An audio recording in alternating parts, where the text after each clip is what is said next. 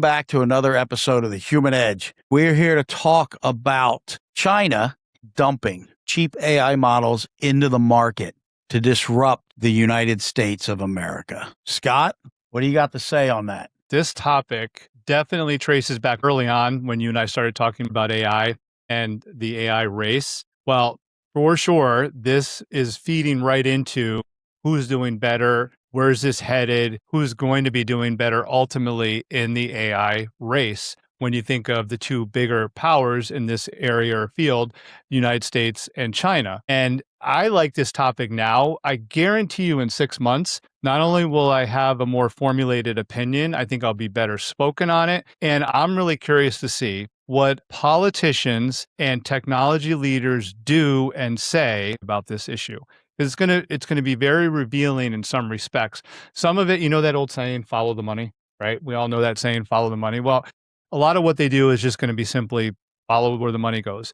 But I think it reveals and is going to reveal a little bit more than that too, because I want to see how, no pun intended, open-minded some of these organizations or companies like OpenAI and Anthropic are to open source. Where this really makes a big difference is not so much on an individual level, but on the enterprise level. Whether it's the data or I think the data and the cost are the two biggest things.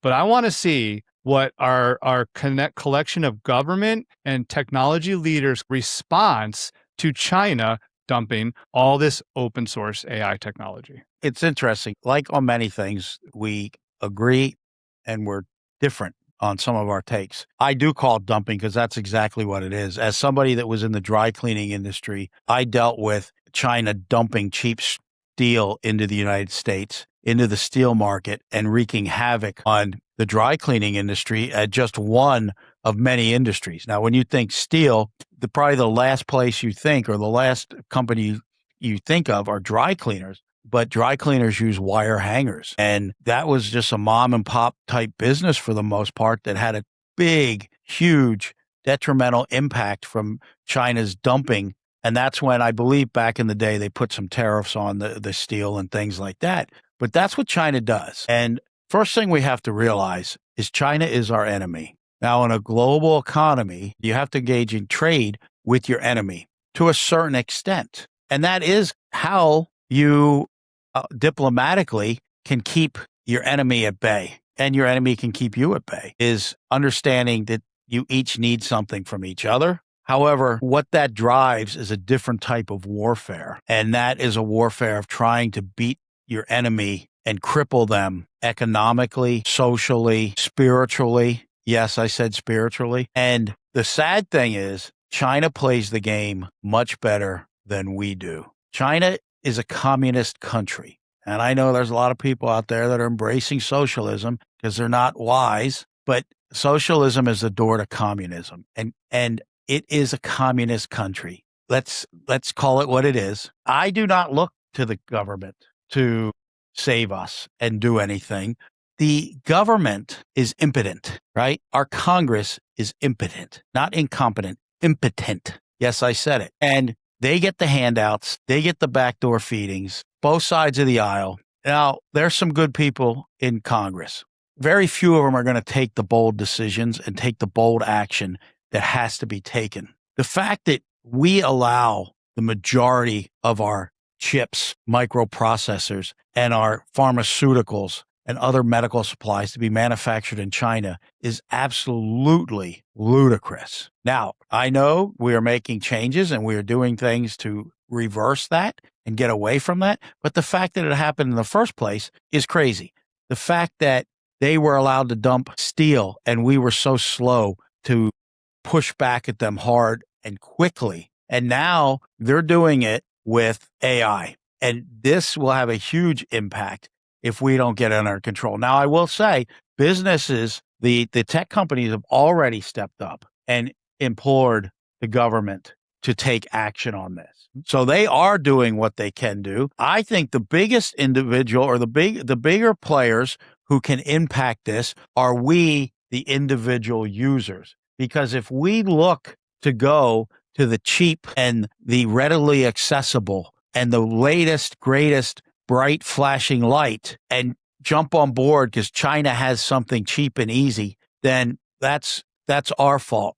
We, as users and consumers, need to make the conscious decision as to what product we are going to choose to engage with and do business Okay, with. this is going to be fun. All right, so I think there's some things we definitely agree on, and some other we're probably looking at just a little differently. So this is a great topic for you and I to dive further into. Patrick, you're great at grounding me, and what I mean by that is I'm a little bit of an idealist. I like to see things work out well, usually involving people, and I often lean into that and think this is how it's going to work out. The world is very hard and usually doesn't play out that way. And Patrick always reminds me how important it is. Yeah. So bottom line, move on. This is business. What you just said, I'm going to challenge you a little bit. If you're a CFO of $100 million company and you're a year into using AI and none of your management or executive team are able to show you an ROI of any significance, and you're paying millions of dollars to use one of these AI platforms and tools and all the LLMs, and then you can go to an open source AI model from China that's a fraction of the cost. Isn't the CFO going to do that? Some are going to, just like some are going to move their manufacturing to China and have their manufacturing in China, producing goods in sweatshops. Yeah, they're going to do that. And there's many that aren't. Origin Maine is a company out of Maine. I would buy my geese from them for jujitsu, and I buy jeans from them. I buy boots from them. I buy shirts from them. Everything's made in the U.S. The cotton's U.S. The little brass button things that you have on jeans, the zippers, all U.S. made, all U.S. manufactured. Is a little bit more? It sure is. If I'm the CFO of a company, a CEO of a company, and I can choose where I'm going to purchase products, invest money, and I can choose to do it short-term thinking into a company that is a communist country that is our enemy, or I can choose not to. Now, why I wouldn't do it as a CFO or CEO, especially of a big company, is because I don't trust China. And China is going to be using that technology to continue to steal our secrets. They already steal our secrets, people. And now we're going to feed stuff into AI and be like, they're less money. They save us money. We love China. No, hell no. I ain't giving it to you. I ain't giving it to you. So no, as a prudent CFO, CEO, COO, Bibo, C Tai To, Chi Chai Cho, I am not going to use a Chinese AI product, especially one that has been formulated to dump into our market to steal technology, ideas, and brilliance from us. I can't get Tommy Boy out of my head. Thanks a lot for doing that, by the way. I'm totally thinking of the scene with him and Tommy Boy, Chris Farley and David Spade at the hotel with Chris Farley doing that voice. Thanks a lot. Back to this conversation. I agree. That's a really good point. That's a call out that cannot, and I think actually when you talk about the AI race, yeah, it's very financially driven, okay, but I think it's probably more the technology and what they're going to do with it. So Patrick's point, and I'll say it to you, touche, great point. We don't want to give China access to that data, to our secrets, to our details, because that will be used. That's where I think the race, there could be a tipping point. And I'd buy more into your theory that the race matters. Look at what we had to do with TikTok. And if you ask me, the government was weak. And even though it was Trump that came in and with the hard stance, finally, somebody did, it was weak, it was delayed, and it's still a weak response. Oh. If you can't defeat them on the battlefield, or you don't want to go to battle and you want to defeat them, you go after the hearts and the minds and the economy of a country. And what are they doing? They are sending drugs across our border. Fentanyl is coming across our border because of the Chinese.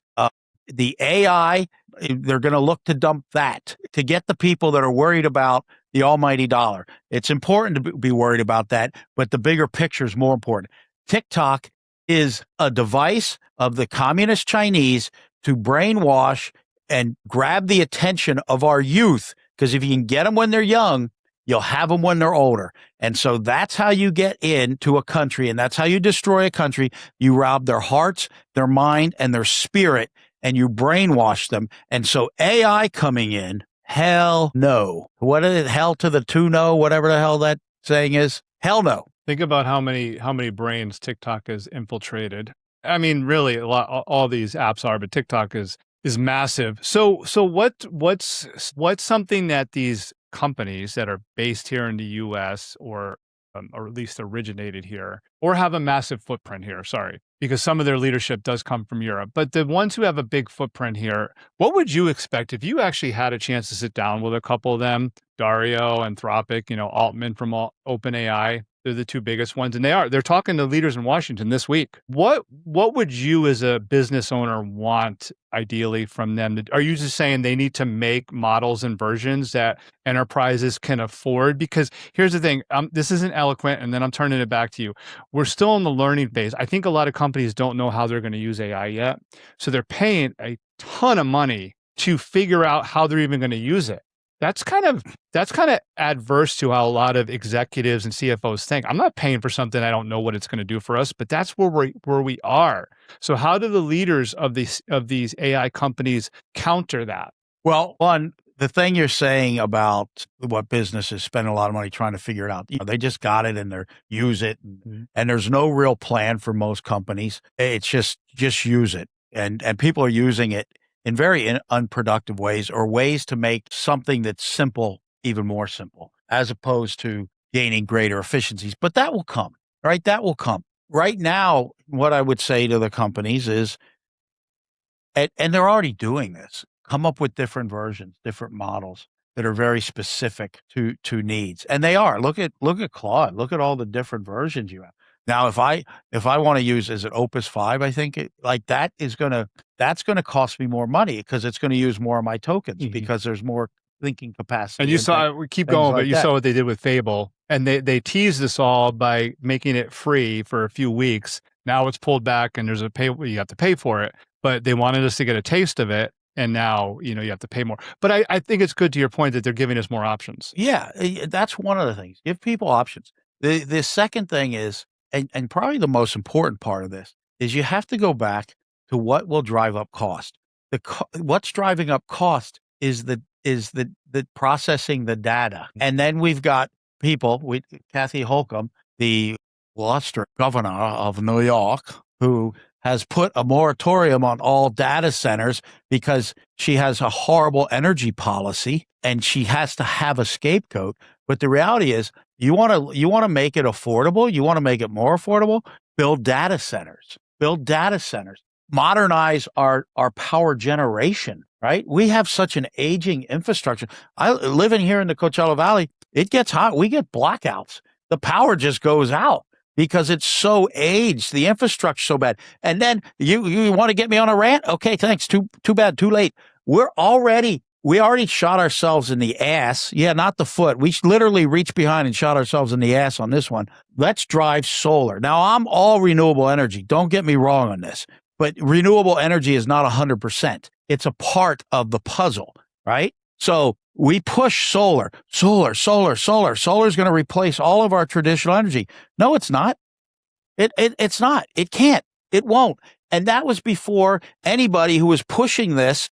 The politicians, they're so much wonderful people. Oh, look, I'm a politician. So they pushed all this energy policy without realizing we have this thing AI coming along and the demand for data. They think they put this energy policy in place. Kathy Holcomb, listen up, that we're going to have this energy policy to replace currently everything we already use for energy, but we're also going to replace gas appliances and we're going to have electric vehicles. And then we just put a few windmills.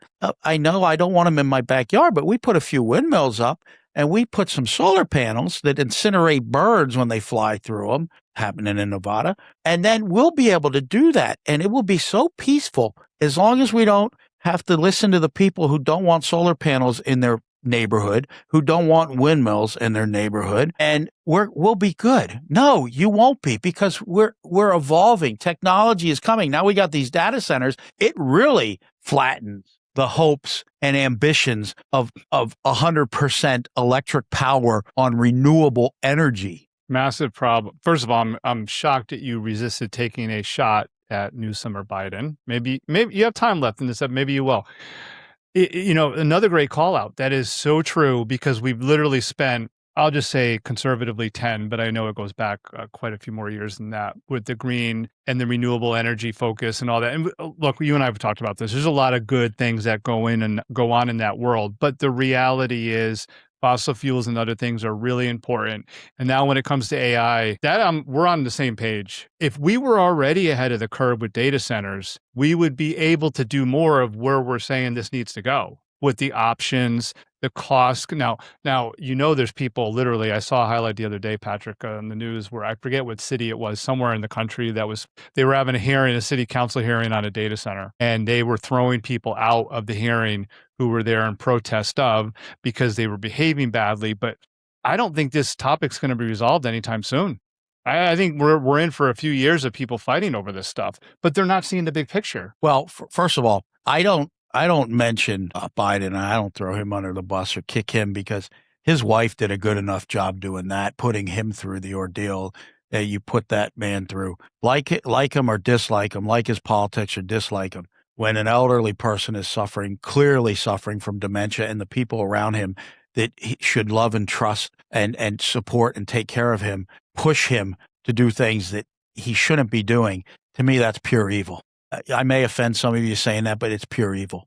Number one. Number two, history will kick him enough. I don't want to do that to the man. As far as Gavi, he's his own worst enemy. Well, I don't like to put too much energy in him. There'll be a lot of times to use him for cannon fodder. He's going to do it himself. We're going to get some really good clips from him when he runs for president. But with the town hall or whatever you were talking about with data centers, a lot of these data centers, and we already did a episode of data centers, but just to touch on it, we do need data centers. That fixes a lot of the problem with AI and cost. A lot of these are using recycled water, right? And things of that nature. So most people, it's not a matter of understanding. A lot of people's outcries and opposition is in opposition to the principle and capitalism and all of those things in general. I mean, you have to see what it is, and you have to call it for what it is. But they have to hide behind something, because very few people. That's why I will say, and again, this isn't a political show, but Mondami in New York, look, totally against him, don't agree with anything he stands for, but I respect that he acknowledges who he is and does not hide behind anything.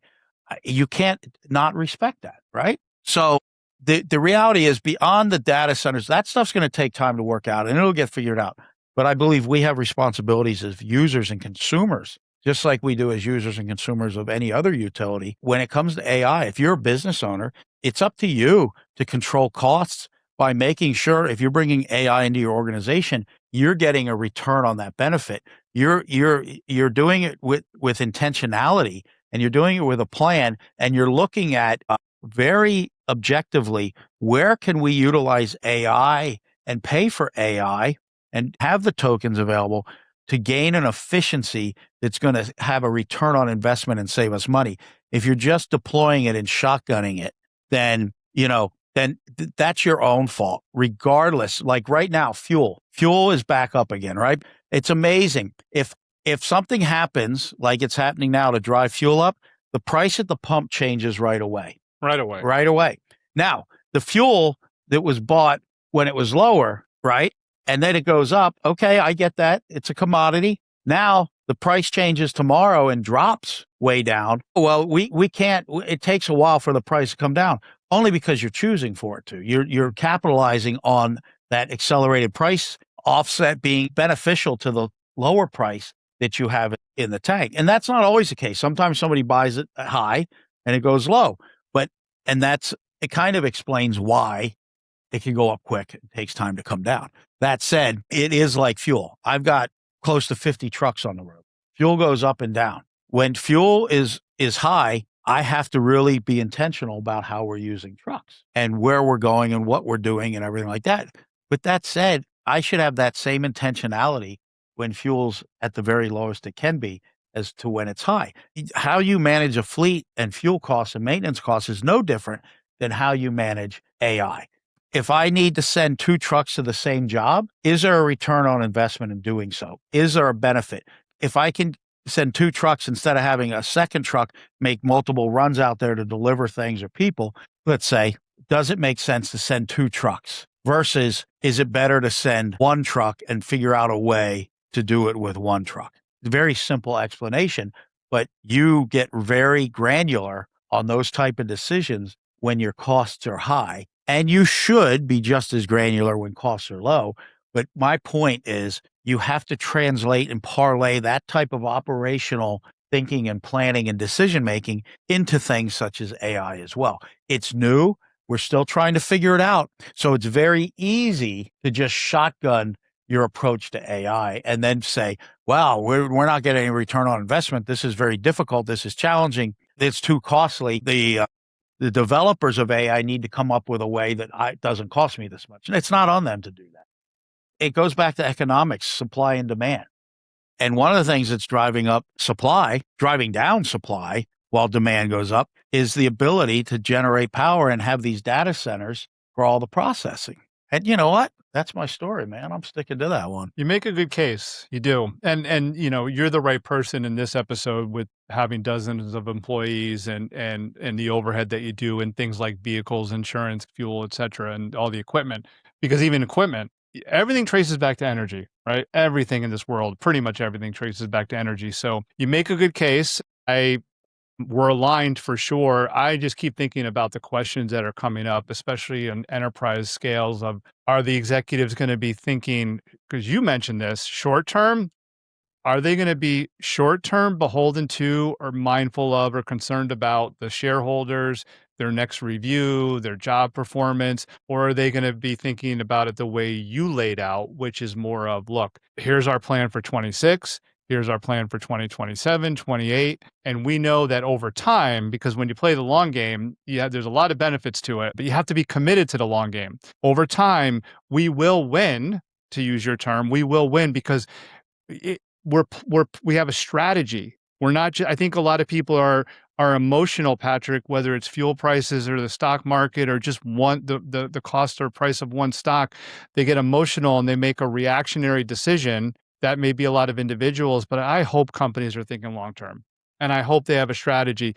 and then they can influence each other and make sure that America, our country, the United States, and ethically companies are doing things in a way where we can all win and not lose to people who are stealing our secrets and infiltrate our minds through our phones, which I know China does. Yeah. And point of clarity on China, this is not against the Chinese people, right? China, it's got such great culture like so many countries, but the government, Yeah, it's the government. yeah, I'm talking to you, Chinese government, they're communists. And there is no good in communism. Communism is self-serving for the people at the top. And you don't have to study much history or spend much time studying history to know the pure evils that communism and communist China have committed and are continuing to commit. And while I'm not turning this into a social or political, I do want to say for the purpose of the emphasis of what we're talking about is they are our enemy. They're an enemy that in today's global economy, you engage with in global trade. It's just how the world works. But that doesn't mean you have to be a fool. And you have to understand that they are trying to fight us without fighting on the battlefield. There's many types of warfare, and we are at war with them, but not in a traditional sense. And so when you have a product where they're coming in, and I'm not saying don't buy anything that's made in China, I'm just saying when you have a product where they intentionally dump it on the market to disrupt our markets, those are what you avoid. Those are what you avoid. And with that said, another episode, probably a highly controversial episode of The Human Edge. Hope you enjoyed it. We loved it. Had a lot of fun. And until next time, stay connected.